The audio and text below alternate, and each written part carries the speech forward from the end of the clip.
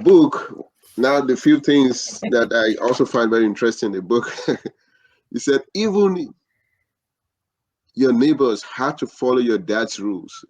Yeah, yeah, everybody had to follow. My dad had a lot of rules for how life should be lived. I call this now, and I realize now, like, and Sebastian Maniscalco used this in a comedy bit, and so I talk about this now. Like, everyone got a book of invisible rules from their Yes, families, yes, how you're yes, supposed to act in the world.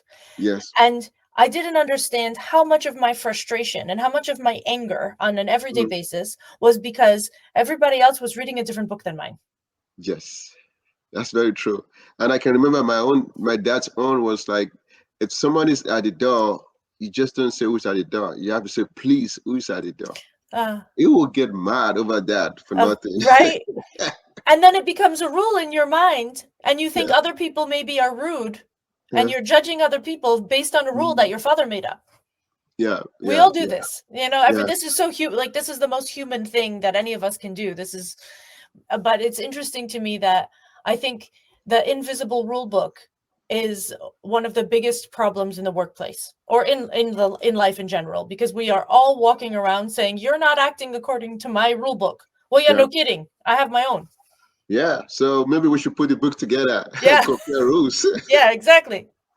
Wow, wow. Then you said, well, for example, he will say no flushing of toilet after bedtime. Yeah. And if neighbors are making noise, he will have to open the door and spew some profanities even at that time. Yes.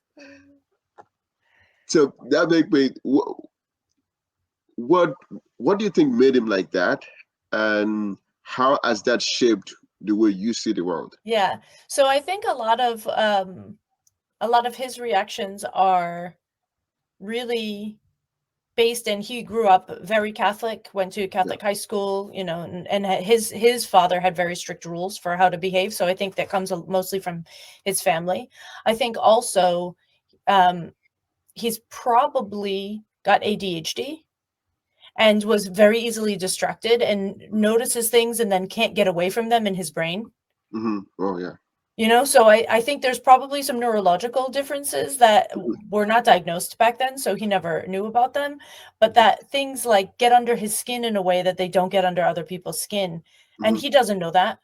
Yeah, yeah, yeah. I can imagine. Even to add to your point, some of this ADHD, all this thing I've seen, CDC, PTSD Yeah. that people say, I don't even know of it when I was in Nigeria until I came to America. Like, what?